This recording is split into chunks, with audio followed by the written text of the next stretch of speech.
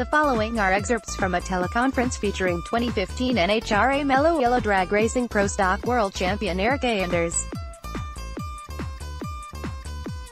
Moderator: Erica is the driver of the Elite Motorsports Chevy Camaro and claimed her second Pro Stock World Championship with 9 victories and 11 final round appearances during the season.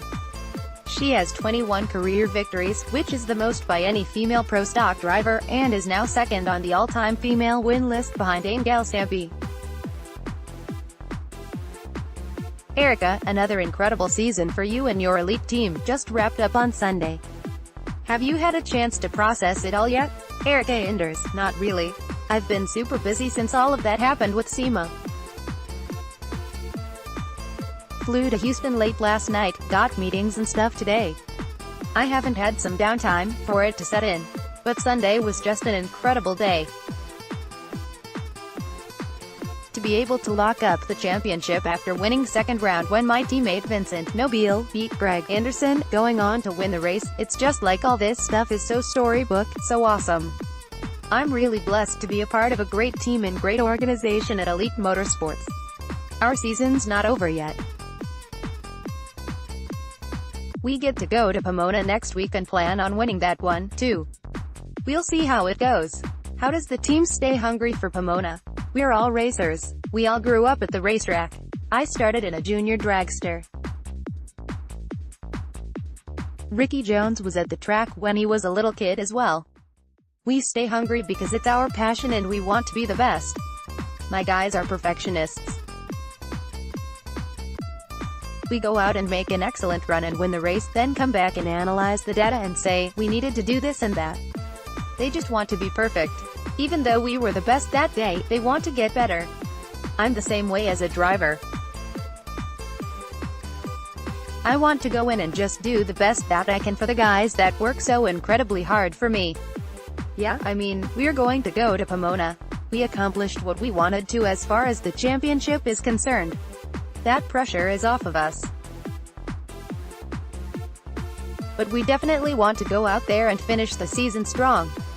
Looking through your numbers, it seems incredible that 2012 was your first race win. To go from 2012 now, 2 championships, 21 victories, talk about the last couple days being a whirlwind, but what has this been like to be right in the middle of all that? It's pretty surreal, to be honest. I mean, I spent my entire career trying to get to this point.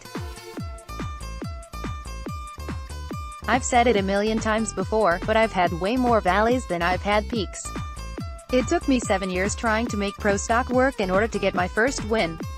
It just seemed like an eternity. Once that first win happened, I won a handful of races over at Conyers. My career took a turn for the best when I joined Richard Freeman in Elite Motorsports. It just goes to show with the right people, anything is possible. Money and sponsorship doesn't hurt, horsepower doesn't hurt, but those things don't win races, those things don't win championships. It's been proven over and over again because the most wealthy guys in the sport haven't been able to get it done. We run on a very limited budget and we've been able to do it. It's just the right group of people in the right places. We have great team chemistry. We've gelled so well. We work well together. We trust each other. Most importantly, we have fun. Having that much fun I feel like makes us even more successful on the racetrack. It has been a whirlwind to have been able to win 21 pro stock races in 3 years. It's crazy. I had always hoped, but I never thought it would happen. Just goes to show that God's timing is perfect. To win 2 championships in a row, championships are never identical. What is the most important feeling you get with this championship? I don't know. That's a tough question because, I mean, being able to accomplish what we did in the fashion that we did it in 2014, I didn't think it could ever be topped. The first is always the best and the most memorable. But having the second and doing it back-to-back is pretty cool because I wanted to prove so badly that it wasn't a fluke and that we do mean business. My guys are just incredible. The most important part of it is being able to enjoy the success with the people I care about the most. last year, having it go down to the final round at the final race of the year. Then this year it was so different because we were able to lock it up in Vegas with one more race to go. So we'll go into Pomona kind of with a little bit of weight off our shoulders. At the same time, I just mentioned, we want to go out to Pomona and win that race as well. My guys are perfectionists and extremely competitive.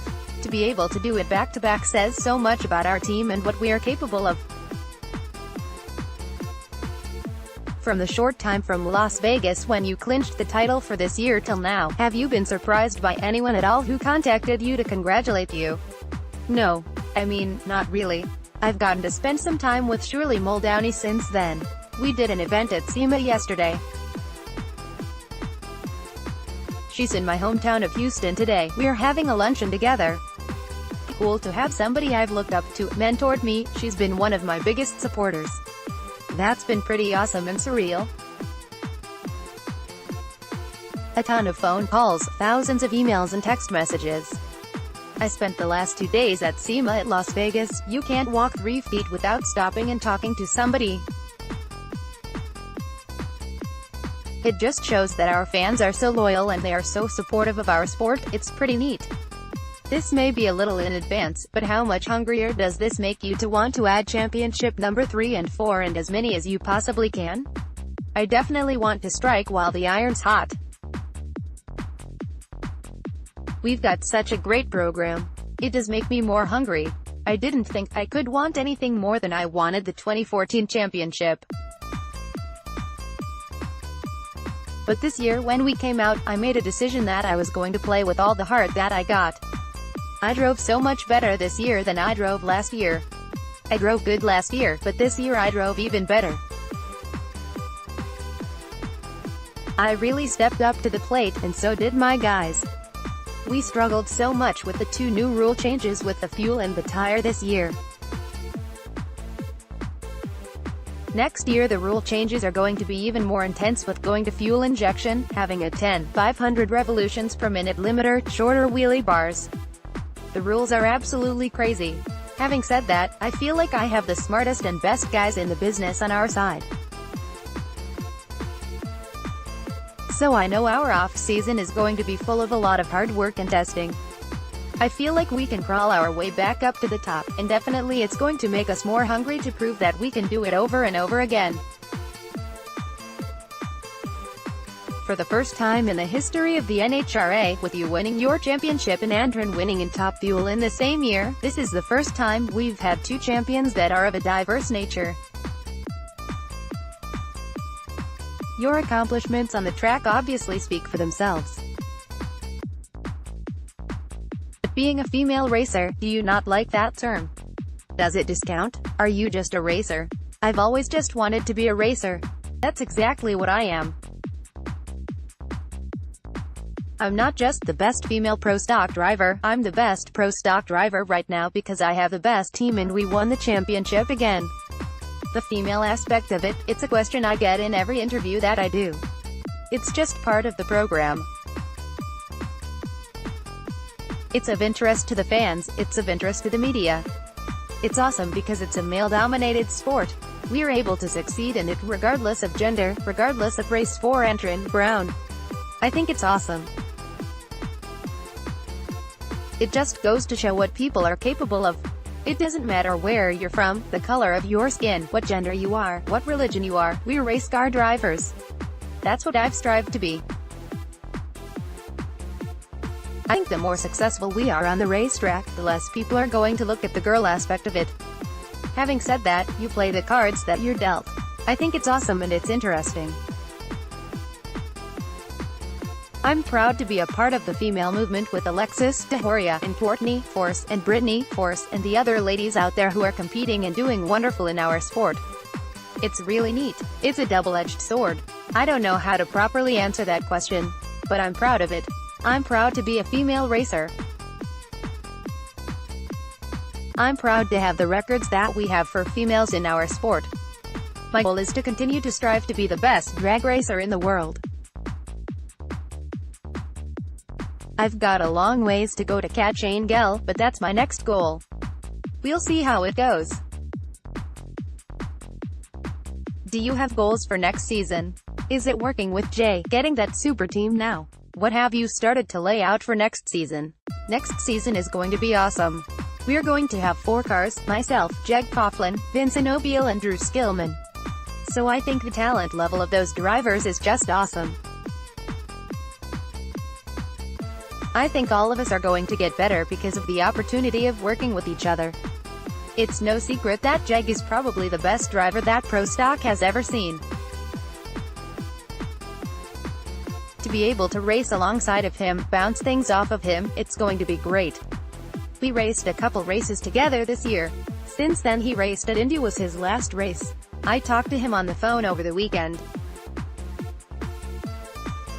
He helps me in certain areas. When he came to race for us, I helped him get familiar with the race car, clutch pedal setup, whatnot. I think we can make each other better. Vincent and Drew, they're both talented drivers. I think next year is going to be wonderful. I'm very optimistic about it. Our goals are definitely high. We want to do better than we did the year before. We were able to do that in 2015. We were able to better ourselves from 14, which looking at our season in 2014, you might think that would be hard to do. Definitely after this season, it's going to be very hard to get better than that. That's our goal, that's what we strive for. I'm excited about the changes and the new teammates. I think the sky's the limit with this group of people. NHRA